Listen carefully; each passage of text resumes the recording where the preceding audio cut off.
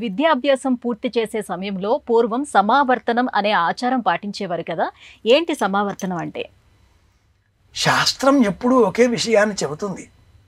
ఆచారం కూడా అదే విషయాన్నే మనకు తెలియజేస్తుంది. కాలక్రమేణా లోకంలో వచ్చేటటువంటి ఆధునిక ధర్మాలకు లోబడి ఆచారం కొత్త రూపం చెందినప్పటికీ అనూచానమైన ధర్మాన్ని పోగొట్టుకోదు. అందులో విశేషమైనది సమావర్తనం. ఈ సమావర్తన సంస్కారాన్నే నేటి కాలంలో కాన్వొకేషన్ అన్న పేరిట మనం పిలుస్తున్నాం.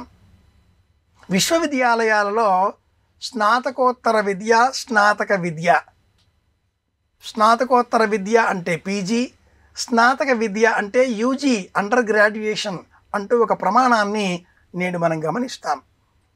స్నాతకోత్తర విద్య స్వీకరించిన తర్వాత వైస్ ఛాన్సలర్ గారు, కులపతి, ఉపకులపతి ఎవరైనా కూడా మన చేత ఒక ప్రమాణాన్ని సంకల్పపూర్వకంగా పఠింపజేసి మన చేతికి ఒక పట్టా అందిస్తారు.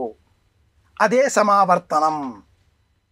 ఒకనాటి కాలంలో గురుకులంలో విద్యాభ్యాసం పూర్తి చేసిన తర్వాత శిష్యుడిని గురువుగారు ప్రశ్నించి సంతృప్తి చెందిన అనంతరం అతడి చేతిలో ఉండేటటువంటి పాలాశ దండమును తీసుకొని వైణవ దండమును వెదురుకర్రను చేతికిచ్చి, నాయనా ఉన్నత విద్య కావాలి అంటే కాశీకి వెళ్ళు, లేదా వివాహం చేసుకుని గృహస్థాశ్రమ ధర్మాన్ని స్వీకరించు అంటూ మొదటిసారిగా అద్దం చూపించేవాడు.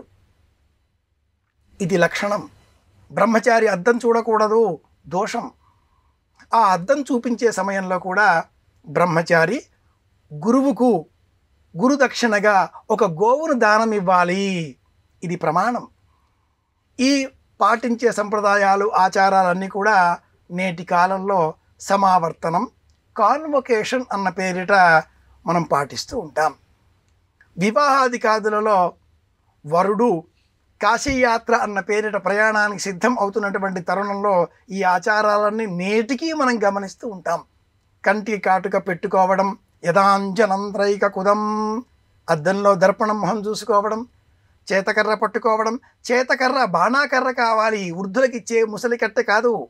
ఈనాటి కాలంలో చేతికర్ర అనగానే అది ఇచ్చేస్తూ ఉంటారు. కాదు, బాణాకర్ర. ఆ బాణాకర్ర చెవి ప్రమాణంలో ఉండాలి, చెవికి సమానంగా ఉండేంత ఎత్తులో ఉండాలి. ప్రతి విషయం కూడా శాస్త్రబద్ధం, శాస్త్ర సమ్మతం. అందులో ఒకటి సమావర్తనం. నేటి కాలంలో ఈ ఆచారం అంతగా పాటింపులో లేదు, కానీ ఆధునిక రూపంలో విశ్వవిద్యాలయాలలో పట్టా ప్రధానోత్సవం పేరిట మనం గమనిస్తూ ఉన్నాం. కాన్వొకేషన్ పేరే ఆనాటి కాలంలో సమావర్తనం.